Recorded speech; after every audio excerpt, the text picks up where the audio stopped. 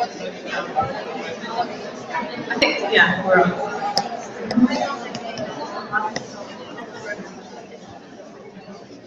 Hi everyone, welcome. And thank you very much for coming to the Centre for Research in Autism and Education 5th annual lecture.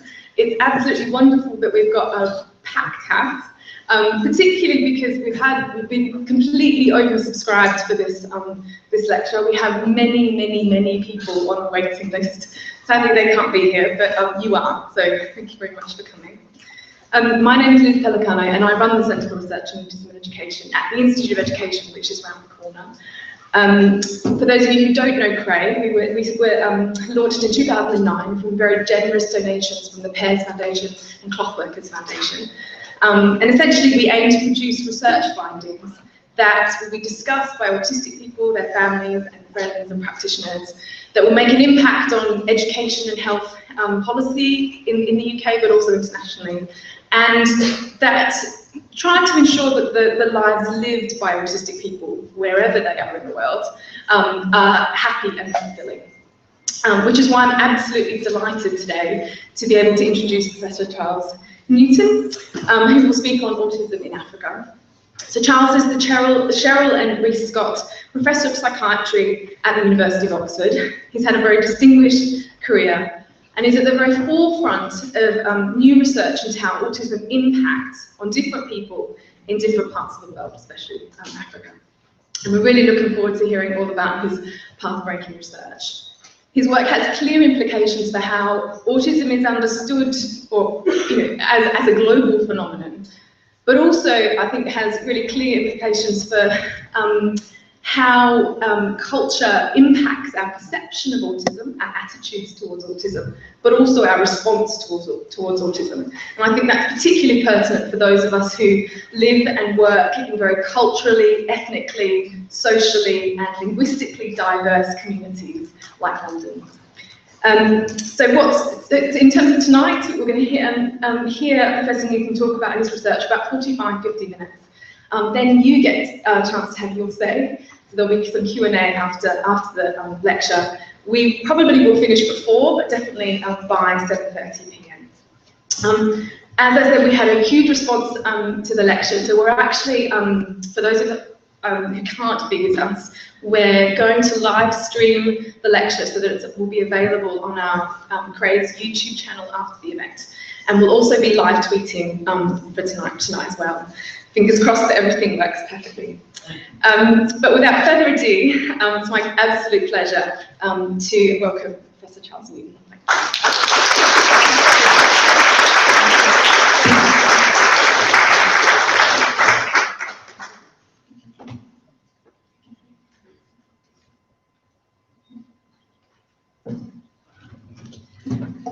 Thank you very much, Liz, and thank you very much for attending. I'm sorry about my rush in here. I sort of underestimated the time it takes to get from Oxford to London. So my background is that I was born in Africa, grew up in Africa, and was educated in Africa, and have spent most of my life working there, and particularly for the last 25 years. I've been back in Kenya, where I was born, working on brain conditions associated with children, particularly associated with CNS infections, malaria, tetanus, encephalitis, HIV, and such like. And we got interested in autism partly because when I did my postgraduate training here at Great Ormond Street, I spent a year in which I was assessing children for autism on a weekly basis. And then when we started following up children who had cerebral malaria, we noted a lot of them actually had features which were very autistic. And so that's what led us into looking at autism within Africa. So, first of all, I'd like to just give you some of the background in Africa, because Africa is very different. It's got a population of about 1 billion, that's 1/7 of the world's population. About 0.8 billion of that occurs within sub-Saharan Africa.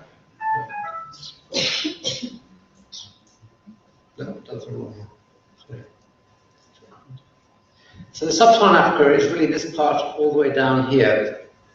And about 40% of those people living in there are children under the age of 15 years of age. So there's a large population in which conditions occur.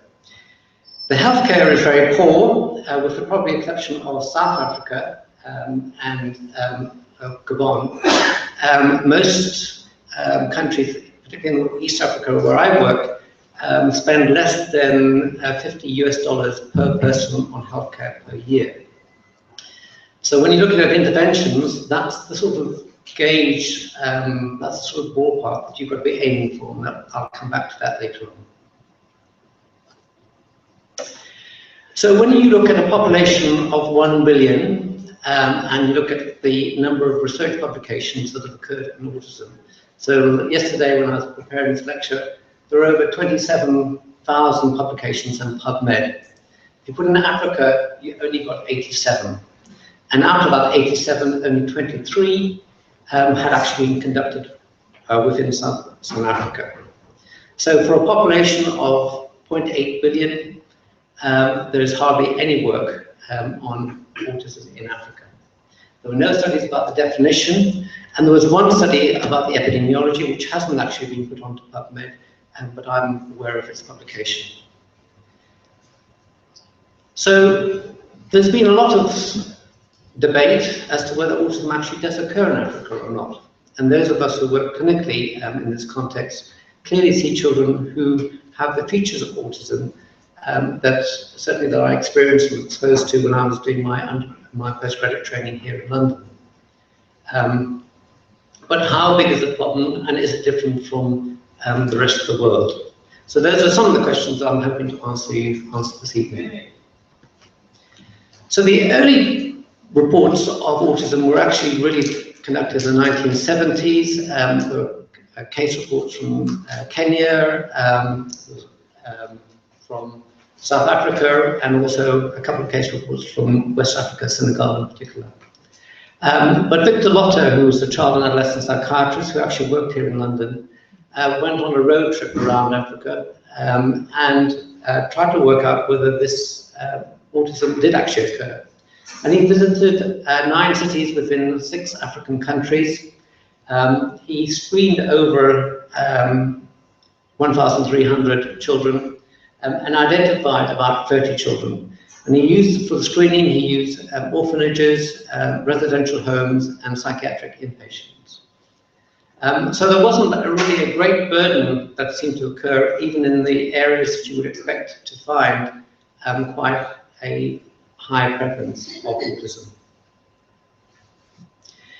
More further information or supportive information came actually from the immigration data.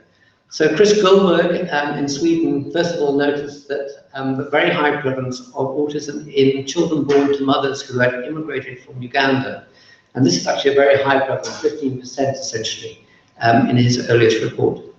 They followed this up with work on Somali immigrants and found that this was also very high in that context.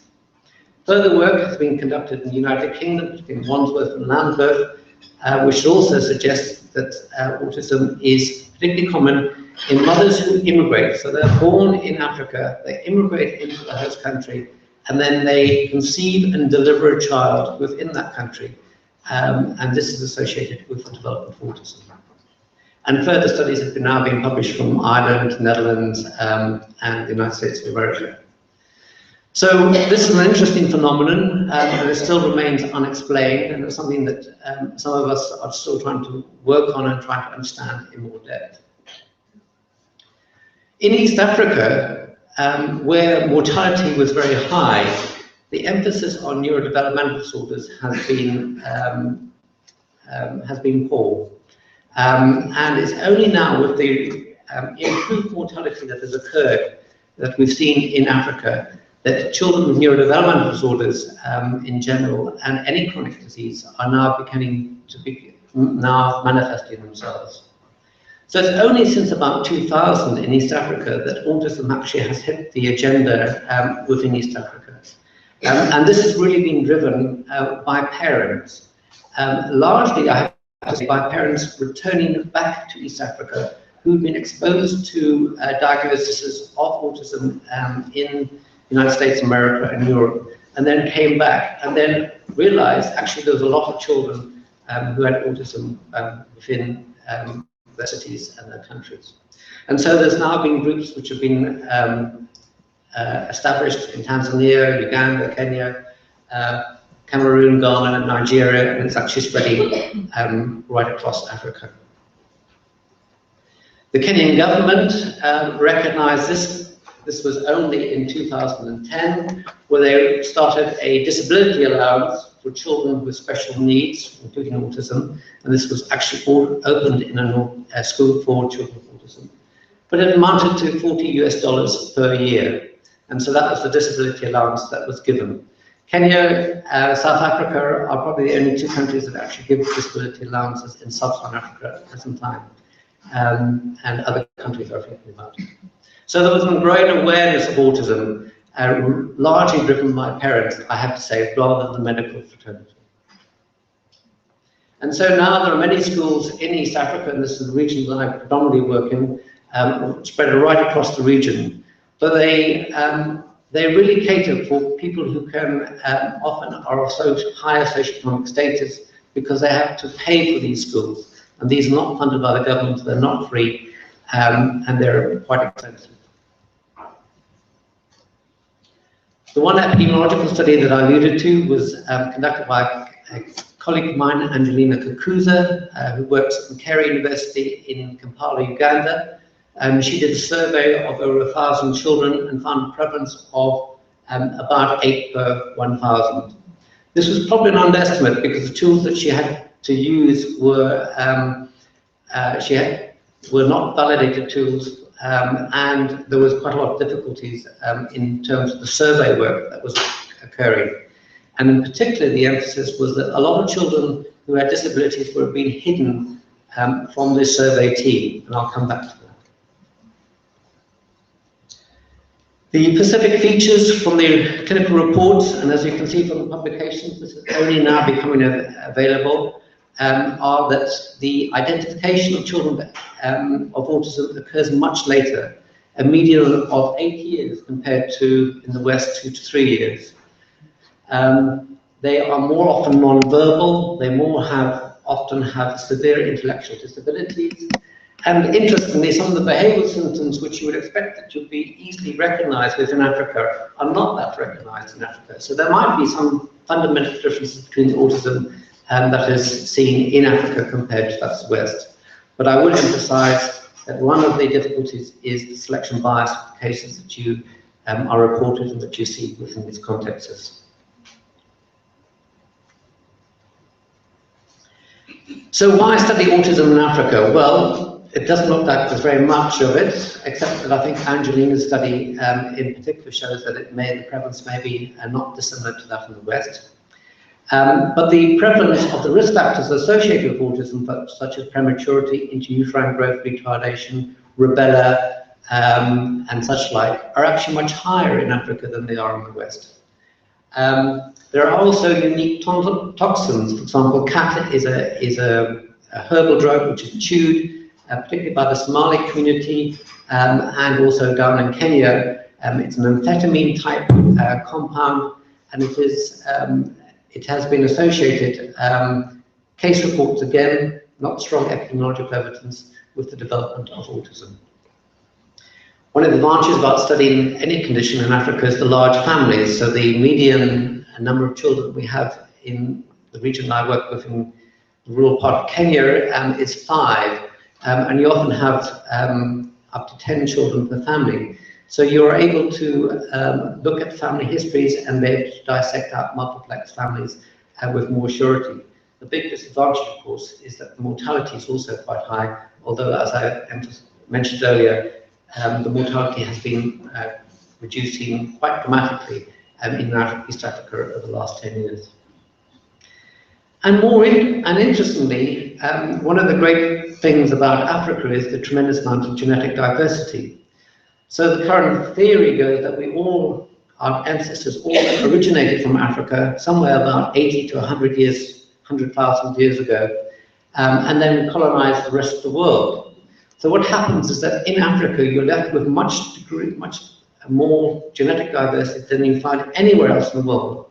So the communities that I work with on the coast of Kenya, we have two ethnic groups which genetically are further apart than the Eskimos and Indians or Indonesians or Polynesians. And so this is particularly useful if you want to do genetic studies. Although the linguage disequilibrium is very low, which means that you need large sample sizes, what it does mean is that if you do get an association, it means that you're likely to be very close to the punitive gene, and it makes the sequencing of that gene much easier. So Africa can actually contribute quite significantly to our understanding of autism if we could get the funding to do the relevant studies. And indeed, some of the polymorphisms, so the polymorphisms associated with autism, they're all found in Africa. This is data from the HAPNAT project that Reece has been looking at. And now we've got unique polymorphisms being associated with the development of autism, both in South Africa and also in Kenya. So as a genetic basis, it may provide some very useful insights to autism. So I work mainly on the Kenyan coast, just north of Mombasa, and I also work in the informal settlements within Nairobi, slum areas in Nairobi. So these are the poorest areas within Kenya. So Kilifi, where I work, is the second poorest district within Kenya. Only up in the north is the poorest.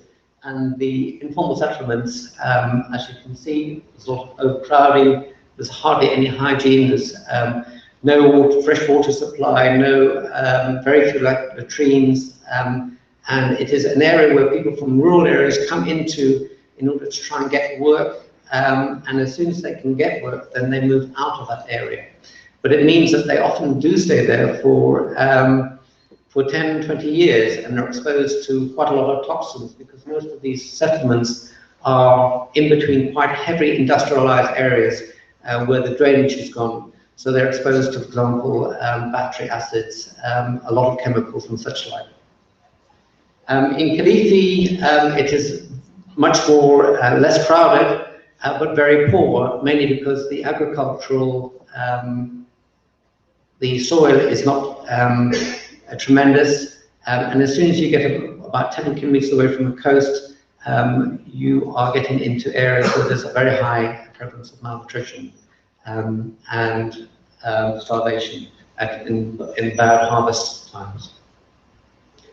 So the first studies were actually that we did were conducted by Julie Carter, who was a speech and language therapist who came out to Kenya for a PhD, and she devised a Pacific language assessments in Kigiriama, which is the local dialect that we work within, and found that children who were exposed to cerebral malaria and malaria plus seizures had features of semantic pragmatic disorder, which was very similar to autism.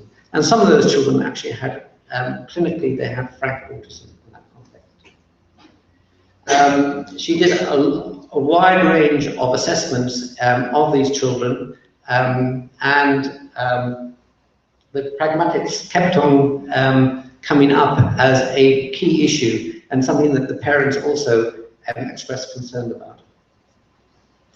So then we, in the early 2000s, we contacted Chris Gilberg, who I'd shared an office with while I was working in London, and we devised an autism screening question, which was meant to be more culturally appropriate.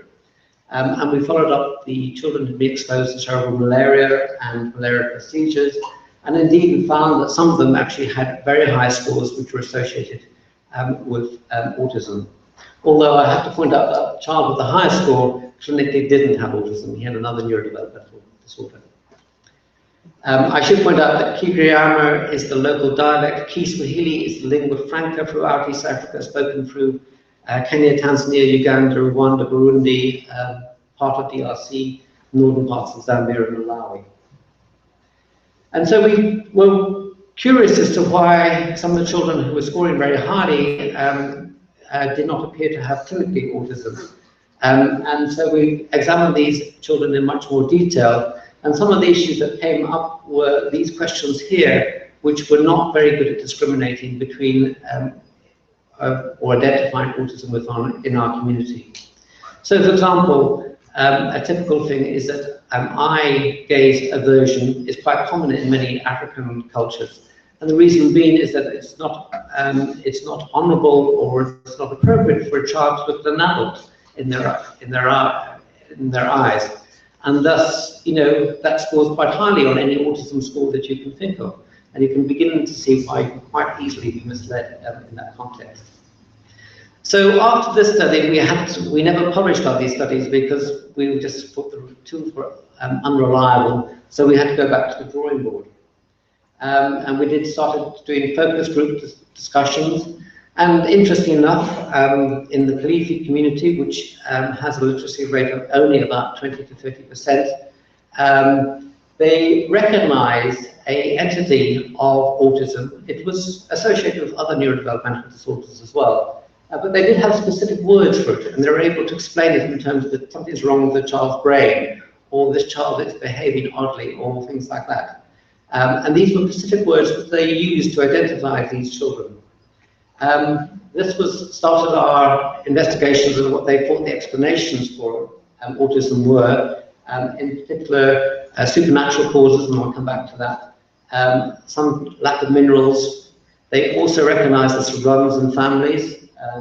And also they said that malaria was a cause, but malaria causes everything in that community, where most children, 40% of our admissions, for example, have malaria, and in cross-sectional surveys, 80 to 70% of the children will have malaria parasites in their blood. So at the same time, Susan Folstein, who's a well-recognized child and adolescent psychiatrist in New York, was visiting Dar es Salaam in Tanzania, and also identified children who had autism using a modified ADI tool, and also was able to show that this was associated with a history of being exposed to cerebral malaria as well. So the difficulties that we faced were how do you understand particularly social communication within a different culture? And although we had worked within this culture for many years, it actually was a very challenging issue for us to develop. So first of all, in Kenya, there are 52 ethnic groups. And they each have their own dialect, and they each have their own culture. There is some crossover, but largely they are quite distinct. So any tool that you develop may not be applicable to the rest of the country. So even if you develop a tool in Kiswahili, which is the lingua franca, that may not be good enough to pick up the social nuances associated with autism and so for social communication. The other thing is the varying levels of education. We worked in very poor areas where the education was very poor because people didn't have the opportunity to go to attend schools, and particularly the parents. And so quite a lot of concepts that we were trying to address were quite new and quite difficult to try and translate and get across in translation. There was also a difference between urban and rural areas. In the urban areas, we noticed that down in Mombasa, we noticed that there was a much stronger Arabic influence, and this influenced the perception of autism within that community.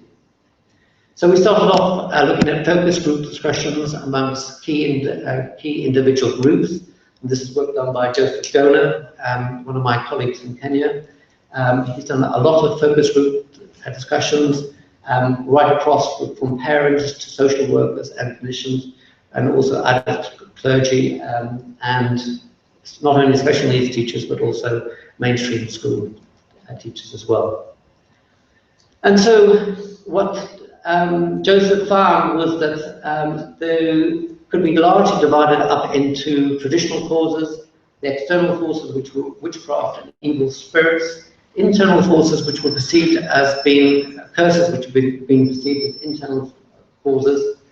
There was quite a lot of recognition of other precipitants or other potential causes, biological causes, and this wasn't a question of whether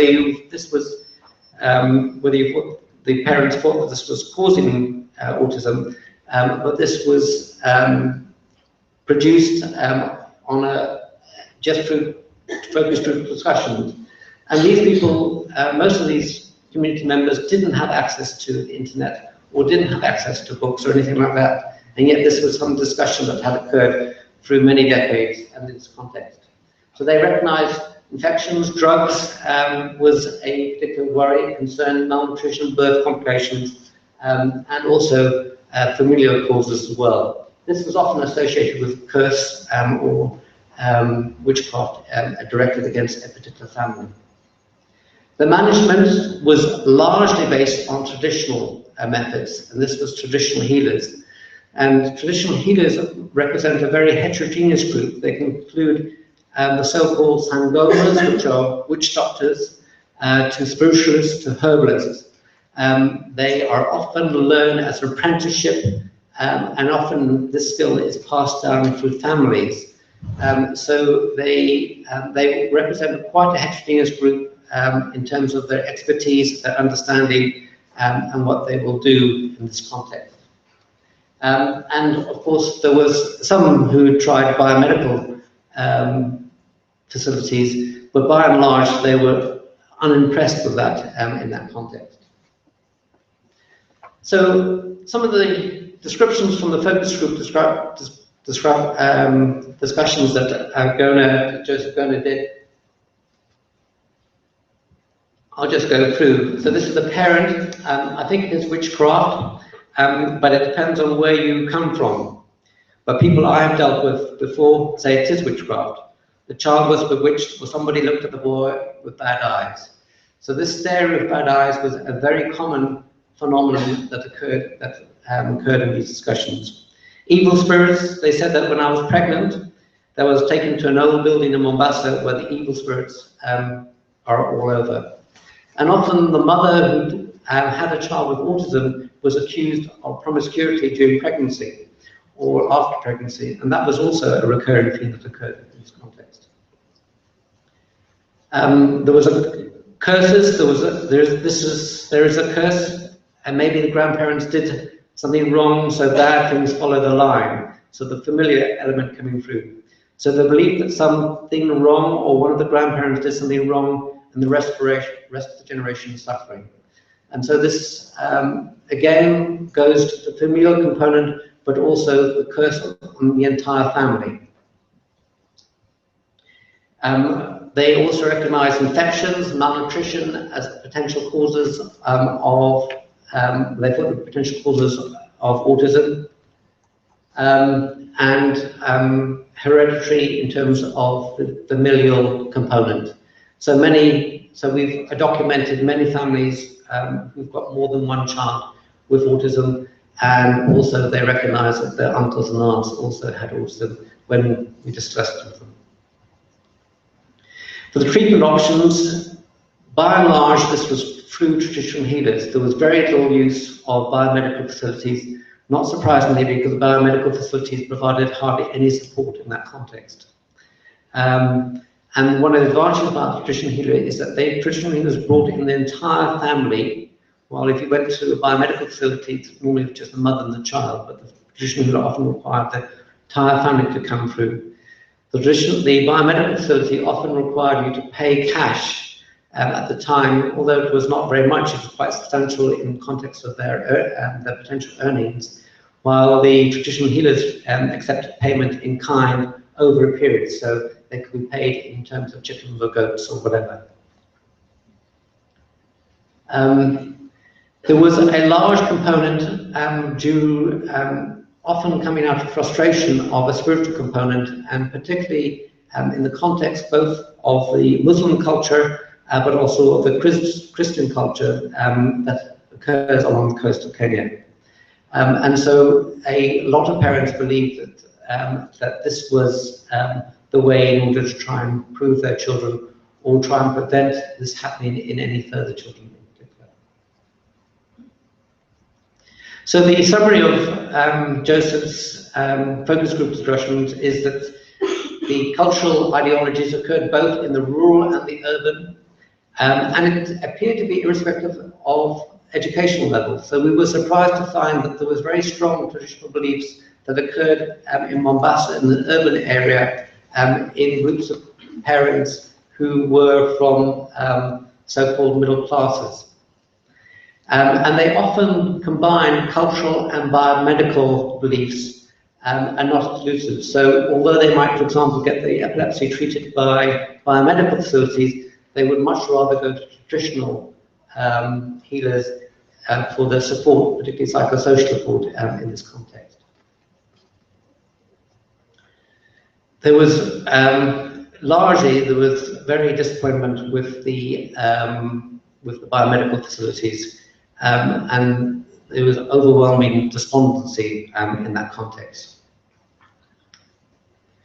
So Mudam Bakari, who is a child nurse and psychiatrist in the in Ingu, in the western part of Nigeria, has done a lot of work at trying to look at and trying to dissect out the knowledge and attitudes towards autism within West Africa.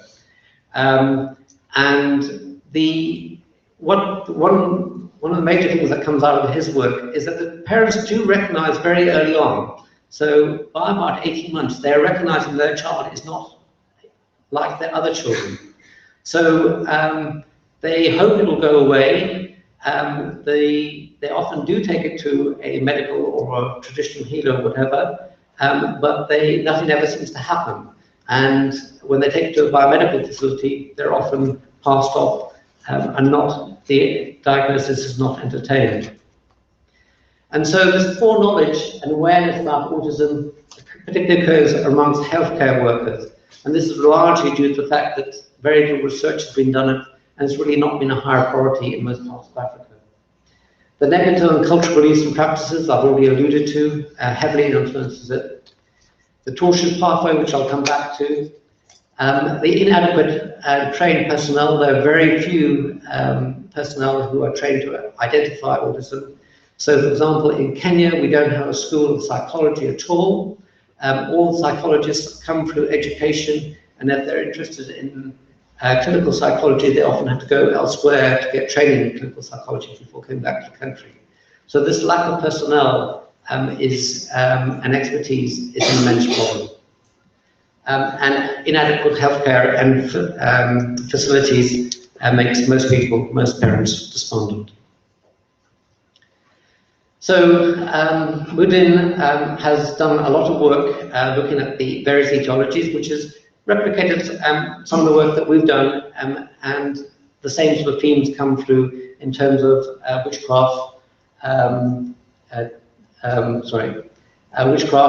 evil spirits. One of the overwhelming things is that because of this is so embedded within the culture, that this leads to overwhelming rejection and stigma. And so when we do surveys of autism within the communities, what we find, even though we do quite a lot of community engagement before we conduct the surveys, is that the families hide away children with disabilities because they are afraid that children who are identified with disabilities will then get known to their neighbours, and then they'll be ostracized even further, and this will add to a vicious cycle. So this is a chart that Mudin has devised, and really emphasizing that in West Africa, particularly the religious houses are particularly important as a conduit to the recognition of autism, and possibly as a way of identifying children with autism. Traditional healers obviously play an important role, and diviners also. And he found that, in fact, most children weren't coming through to biomedical facilities because of the lack of confidence in them. So the early detection of autism seems to be an insurmountable problem within Africa. Well, that's not quite true, because there's been some interesting work from South Africa, particularly KwaZulu-Natal, where they've been looking at trying to identify children 18 months to 36 months in order to try and see whether they can actually identify. Because certainly the work that we've conducted, the work that Mudin has conducted, and other people have conducted in Africa, do strongly suggest that parents are recognizing children with autism fairly early on. They do make some initial attempts to try and work out what's happening, but because the child is not overwhelmingly disabled in the formative years, it's only when they go to school that this becomes a really issue in this context. And so this is an excellent study in which they've gone through a whole process in order to try and adapt tools through focus group discussions, and also in terms of how they've had to adapt tools in order to make the understanding of the questionnaires much more easily. And this is very similar to our experience and that experience elsewhere in Africa. But I think one of the overwhelming messages that I would like to put across this evening is that, in fact, in order to understand social communication within different cultures, particularly I think in my experience within Africa, you do need to have an anthropological approach, because a biomedical approach, certainly for the tools that we've used, has led to distinct problems. And so we've been going back to this in order to try and understand the acquisition of skills in children within the cultural context, rather than within pure developmental biology. We have now got a cadre of psychologists in Kenya, but it's taken us 20 years in order to get that cadre. And we're now fortunate enough to have 2 postdocs working within the centre, one of whom is particularly interested in autism.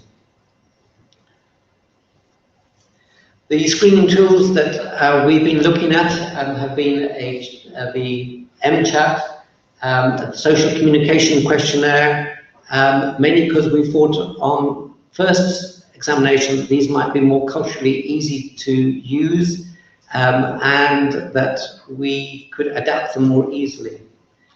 We've had to use the ADOS. We tried to not use the ADOS for many years, but as a result, we never got any funding because we didn't use the ADOS. And we have been working with David Hughes in order to develop a key-swiggly version of the 3DI as well. But by and large, most diagnoses of autism are not made on any of these tools. They're made on a clinical diagnosis by a paediatrician, a child and adolescent psychiatrist, or an adult psychiatrist, and occasionally a pediatric neurologist. Kavita, who's one of my colleagues down in Dar es Salaam in Tanzania, has been particularly working on the social communication questionnaire and the ADOS in order to try and use it as for adaptation for Kiswahili, so that they can be used right across the East African region rather than in the context of very localized dialect restricted areas. And so this has its problems because Kiswahili is the second language, it's not the first language, and some of the nuances do get lost. It's an amalgam of Arabic and a Bantu origin type languages, and also quite a lot of English words. So for example, like hotel is hoteli, and fridge is friggy. And so those sort of words. So it's a bit like pidgin English in some ways, but it does actually have an element. It does have a proper dictionary and a long tradition in East Africa. Ashley Johnson, who's been working also down in Dar es Salaam, been working up in Moshi in the northern part of Tanzania, has been using the childhood autism ratings, and it's just recently been published in the last month. And looks like it may be a useful tool to be utilized in this context. So the tools are coming, but they are going to need a lot of validation, particularly in different cultures and in different circumstances, particularly between rural and urban areas. We do quite a lot of psychological assessments nowadays. We have an assessment center, but in fact we do a lot of our assessments in the compounds of the children, because we find that they are much more at ease. And so most of our assessments are done outdoors underneath a tree. which is a rather unusual circumstances in which to do psychological assessments. But in fact, we find we get better data often from in that context than we do by bringing the children in. And we also have a lab for doing electrophysiological work, which we're now using to examine autism. And we are particularly keen on this because what we're interested in is whether the findings that we get from the ERPs, for example, event-related potentials, are they the same in children with autism in Africa as compared to children in the West? Because here is a physiological measurement, and so it takes away the cultural bias, language bias, and so we should be getting very similar results, and so this is why we're particularly interested in pursuing this avenue of research. So one of the major issues that we face whenever we conduct work on autism or neurodevelopmental disorders within Africa is, so, okay, you identify children with autism, so what do you do? And it is effectively, I think, difficult to conduct surveys, epidemiological studies, unless you have some intervention to put into place that you can offer the parents, the families of children with neurodevelopmental disorders and autism. And so right from very early on, we've been trying to develop interventions which are sustainable. So in order to be useful in Africa, the intervention has probably got to be transdiagnosis. So it's got to be covering quite a wide range of neurodevelopmental disorders. Because what we find is even though we might start off with a study looking at autism, we inevitably end up with many other neurodevelopmental disorders. And parents are obviously concerned about those children as well. The key areas that the parents and the family often raise are communication, the difficulty in communicating with children, and also their behaviour. And so those are so we've particularly been keen to address those issues in the interventions that we develop. Of course, they've got to be culturally acceptable. They've got to be low cost, otherwise they're not going to be applicable. And they've also got to have low intensity. So most parents and most families can't afford to spend 20 hours of therapy on a child with autism in Africa. This is just not a possibility. So it's got to be brought into the lifestyle and into the everyday living patterns of the family in order to be sustainable and hopefully effective. It's also, we found that because there's so few therapists, for example, we have only one speech and language therapist on the coast of Kenya, and she's in private practice. So there's no possibility of giving speech and language therapists to children, therapy to children with autism. And so we've got to empower the families in order to provide simple interventions that they can do, and they actually find this very empowering. And of course, the other thing is that it's got to be scalable, because if we can get it to work within a group of families, then the idea is to try and get it right across large communities. And that's why working, for example, in informal settlements, we've been quite keen in order to try and develop scalable interventions. We don't use drugs for autism in East Africa, mainly because they're not available. The only drugs that we tend to use are anti-epileptic drugs to treat the seizures. But this is a survey which has recently come out showing that there's actually quite a wide range of, first of all, prescription rates that occur for drug therapy within autism. Even within Europe, going from 3.9 in Austria to 36 per 10,000 people. So there's quite a wide range, and in resource-poor countries, as you would expect, there is actually quite low. But in the two richest countries within Africa, it is actually quite high. In Kenya, it would be very similar to Pakistan, and it would mainly be in the context of private practice.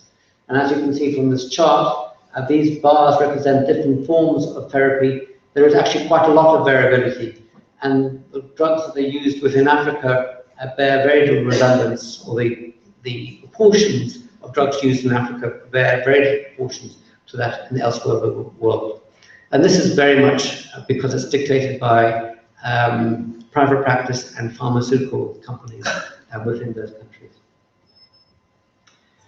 We've been trying to develop augmented communication techniques with Sally Hartley and Karen Burnham from the University of East Anglia. And the 4 themes that that emerged from, again, a focus group and qualitative research in terms of this was trying to understand the communication process of how the parents communicated with the children on a daily basis, the struggles that they faced in trying to communicate, the normality. There was a greater expectation that children, if you gave them an intervention, they could start speaking or become normal, and trying to address this concern and make it more realistic was a major concern in this context. And of course, traditional beliefs was an important component in that context. We have done an intervention which used flexible range of techniques for different communications, and these are the sort of things that we use. We used a sort of communication board. We have picture communication boards, but we found that using objects stuck onto the boards was actually much easier, much more effective in this context. And also having photographs of important members of the family so that they can relate to those individuals also appear to be well accepted and appear to be useful. This was a before and after study, and we mainly have relied on qualitative work to assess this. It was done on a relatively small group of children, and there does seem to be indications that even using very simple techniques which were low cost, which the parents and the family members could take on, were able to make some changes, although these weren't quantified as such. So there is hope in using very low tech interventions in this context. More recently, we've been interested in using Stepping Stones Triple P. This is a program which is based on positive parenting program. Matt Sanders in Brisbane was the instigator of this.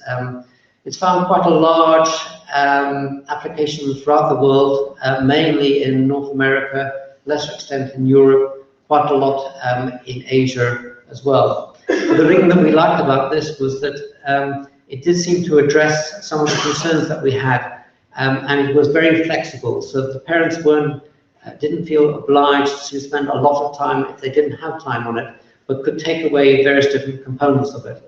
And so we've now been conducting studies in the informal settlements in Nairobi, found that it's very culturally acceptable, that it is doable even in those restricted environments, and that this might be a tool that would be worth investigating further, and particularly trying to assess it in a more quantitative way. So, in conclusion, I hope that I've first of all established that autism does occur in Africa. It is important in Africa. It's likely to become more important in Africa. But one of the biggest problems that we have in Africa is public awareness. And this has been a major issue knocking on the doors of the Ministry of Health and Education, because they've not really appreciated how much disability occurs in families with children with autism.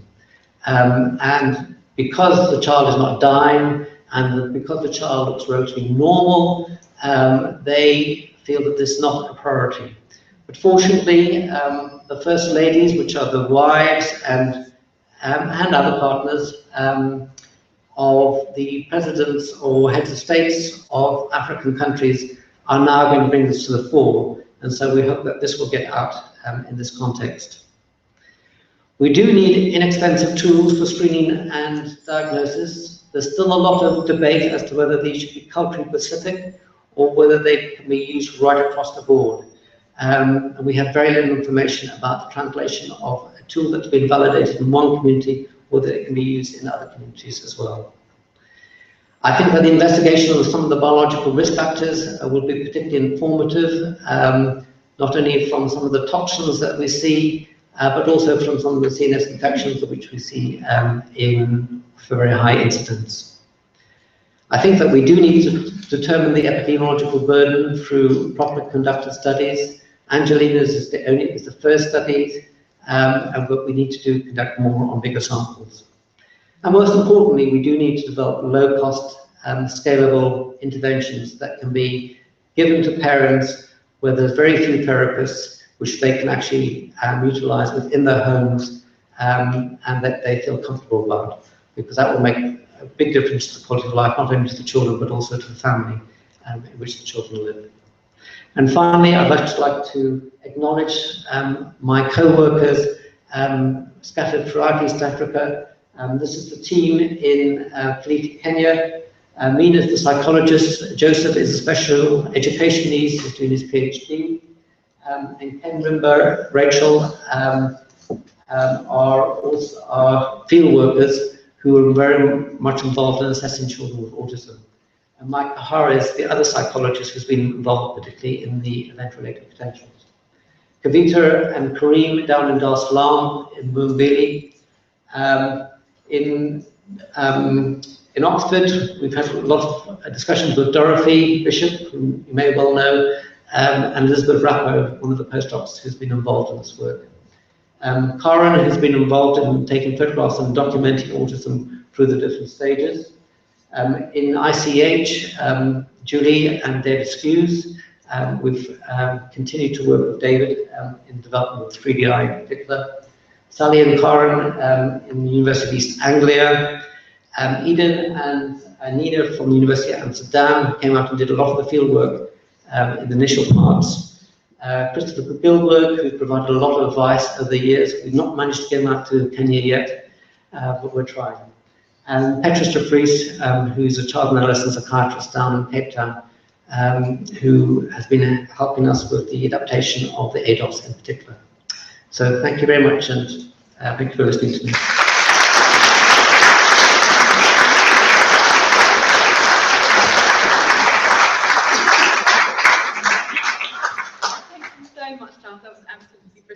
Absolutely fascinating.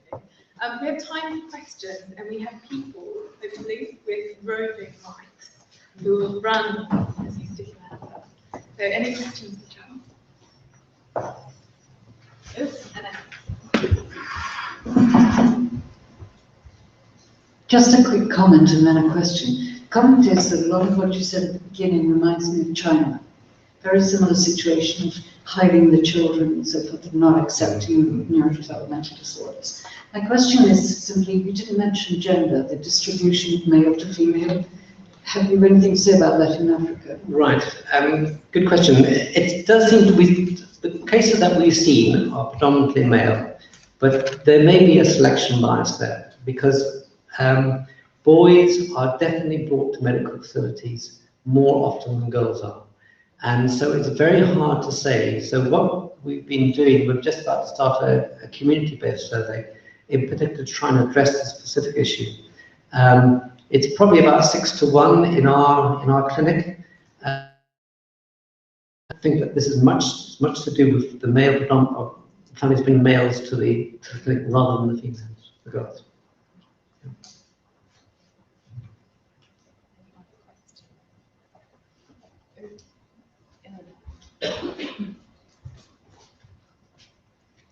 I'm Helena Ross from the Open University. I'm one of the HEAT Plus team working on autism in Ethiopia. Yes, so very similar pattern of problems, but I just wondered if there are some differences. I mean, we're working on raising awareness, as you are doing, and on working through health extension workers to disseminate that awareness. But there are only 2 trans psychiatrists in Ethiopia. And therefore, when you've raised awareness, there's this huge ethical problem and practical problem of how you get children diagnosed. And I had the impression from your presentation that perhaps you have a larger army of people able to do diagnosis in the places that you're working. So I'd be interested in your comments on that. If I may, a completely different question, which is, we in the West think of autism as a genetic disorder. And you talked about autistic-like symptoms in people who've had cerebral malaria. Are we perhaps seeing a purely environmental form of autism? Sorry, yeah, no, that's good. So the two areas I work at Kilifi, which is a research station on the coast of Kenya, and so we've built up our staff there over the last 25 years. And so, as I mentioned, we now have 2 psychologists. I'm trained as a pediatric neurologist, and we have pediatricians and such like. We don't have a psychiatrist, and we don't have a child and adolescent psychiatrist. And they only occur in Nairobi, and the 2 child and adolescent psychiatrists are mainly in private practice. And they're overwhelmed with the amount of work that they get. So in Dar, which is where I also work, I go down there once a month. There is no child and adolescent psychiatrist, and the diagnosis is made by a pediatrician, Crae, by and large. So the expertise or the personnel are very few. So although I've given the impression that we're replete, we're not. We're only scratching the surface of what we see.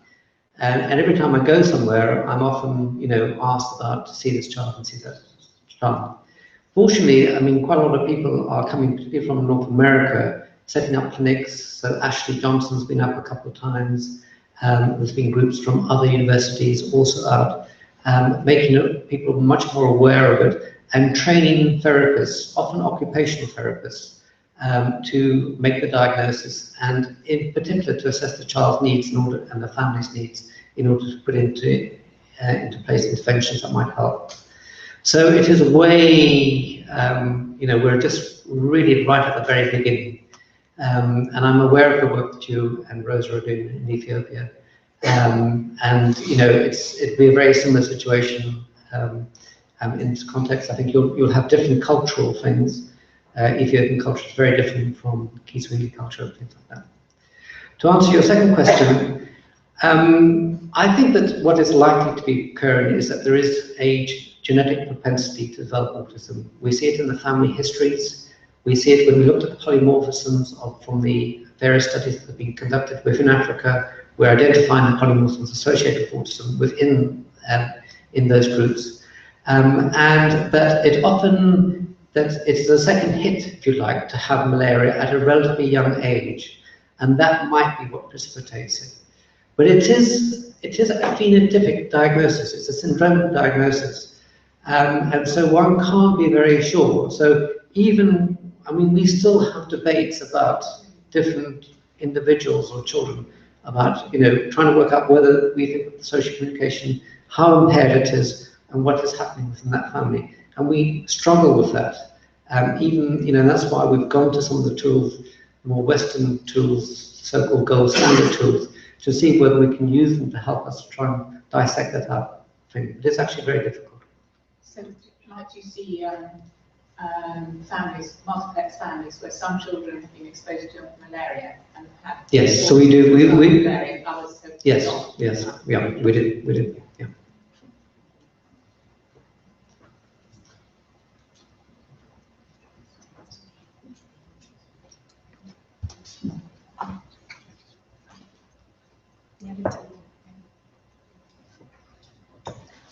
Thank you very much. It's been a really interesting talk you've given us, and it's opened my eyes and ears to lots of issues. Just one question. There are a lot of NGOs functioning in the areas where you're functioning. Have you managed to entice any of them to be interested in this topic and to work with you and maybe focus on the issues you want to focus on? Yes, we have good relationships with various NGOs like Plan International, particularly from Kilifi, and other organisations. And there have been international autism organisations which actually sent teams out in order to raise awareness and provide interventions in that context. Not in the areas I specifically work in, but in other areas that occur throughout Africa. One of the things that we're quite keen to try and engage is, trying to establish evidence-based interventions within that context in terms of low cost, low intensity interventions that can be used, and then ask the non-governmental organizations to try and scale these up into larger communities. Recognizing the fact that it won't be autism specific, but it'll be for children with neurodevelopmental disabilities, because the same issues often come. It's problems with communication, it's behavior, are two big issues that parents are concerned about, and those are issues that we'll be trying to address in that context. Could I just have a follow-up then? That's also what we're seeking in this country, low-cost interventions that can be generalised out. And I think we need to learn from what you're doing, because when I'm out talking to parents of children with autism out there in reality, in Lewisham, in Lambeth, where I live, etc., that's what they want. Although they have greater access to seeing a paediatrician or maybe a child and adolescent psychiatrist, once they've got a diagnosis, they feel let down at that point, just as your families do, because there's nothing for them then, and there's very little support for them as families, or very little support for the community to help them as well. So I think we should be learning from what you're developing as well. Well, when we've got something that we can show you that we know that works effectively, we'd be very happy to share with it. I mean, I think it's a very slow process, and we've come across quite a lot of barriers. Traditional beliefs is a real one, so why should I be doing this to my child when in fact this has actually come from an ancestor or a spiritual cause, whatever. And this is not so much the mothers, I have to say, it's the fathers which represent a big problem in that context. John Bowler from City University in London. Thanks for a very interesting talk. I noticed that you spoke quite rightly, or concentrated quite rightly on the more severe manifestations of the autism spectrum, but I just wondered, have you any encounters with people with more subtle manifestations, such as Asperger's syndrome or whatever? So it does occur in Africa. My clinical practice doesn't really take in that. I tend to see younger children with quite a lot of intellectual disability and also on the severe spectrum. The higher functioning people do exist, and I meet them as colleagues in the scientific world rather than as patients in that context. And so they tend to be concentrated very much up in the cities, in Nairobi, for example, and major cities. But it does occur. I think one of the really interesting questions is that this immigration story, and there is definitely something about people who are able to immigrate. People have to go through a lot of hoops in order to immigrate, for example, from Kenya to the United States of America. This is not a simple process. And you can imagine the amount of paperwork, the persistence, filling out the forms, all the rest of it. And this may be one of the reasons as to why it may be stress related. I'm not denying that. And I certainly think there's a genetic predisposition. But I think also there might be a selection bias in the context that the people who actually go through this process do seem to have that attention to detail and that drivenness to get to whatever they want to do, which is sometimes a hallmark of people with higher functioning autism. Oh, we have two more questions. Hello, thank you very much. And I'm from Oxford, and I wonder if you would, how is it possible to have your services come to Rwanda? Because I've had my government ask me to be able to help them have an autistic school, just because I have a child with autism, and I contacted you back in February. You did, and I do apologize. I do apologize. I don't spend very much time in Oxford. I have to admit, I spend most of my time in Africa. But I do apologize for not communicating with you.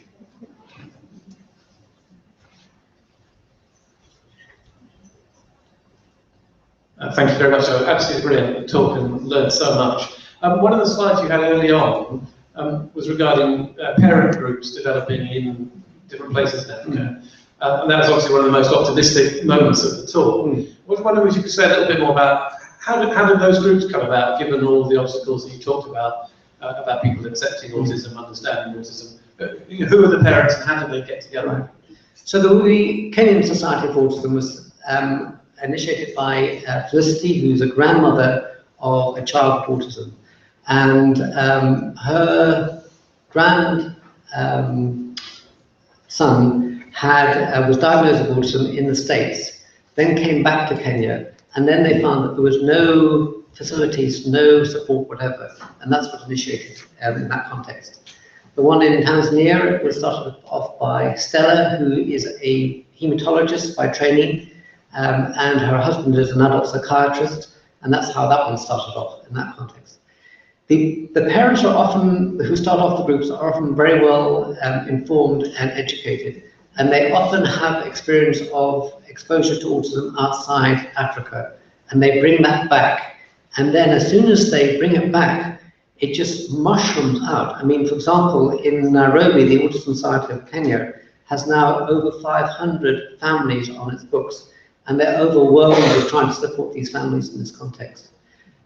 So the need is very much there, and so we're trying to work with, develop, for example, some booklets that can provide some guidance about how to manage autism within the family context, and we're doing quite a lot of work on trying to provide evidence-based interventions that could be used in that context. But it's often individuals who've been exposed to autism in the West coming back, and that sparks off, and then it just spreads, because everybody suddenly, when you start talking about it, they said, I know somebody like that, or I know a child like that, and just goes on and on and on. Anyone? That sounds just like here. Any other questions? Oh.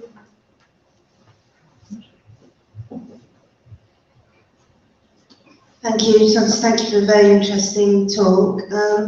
My question is about the assessment tools that you've touched upon, the difficulties in getting them translated, and certain concepts being difficult to translate culturally. And I was just wondering, what particular concepts have you found the most difficult to translate culturally in terms of like diagnostic or screening tools? Okay, so the typical example that we've found is the birthday party in the ADOS. So, in the cultures I work, people don't celebrate birthday parties. So, we've looked at using bath time, which is a much more culturally acceptable way, and trying to induce the anticipation instead of blowing out the candles, about things that occur in that context. And so it's that sort of adaptation. Now, if you work with the Western Psychological Services with their ADOS, and you start changing their things, you get into an awful lot of trouble. And so we have banters going backwards and forwards all the time, trying to say, well, this is not working in our context in that. The other thing is just culturally, the position of the child within the family and within the society is very important. So what the child will be expected to relate to the father and the mother is a particular issue.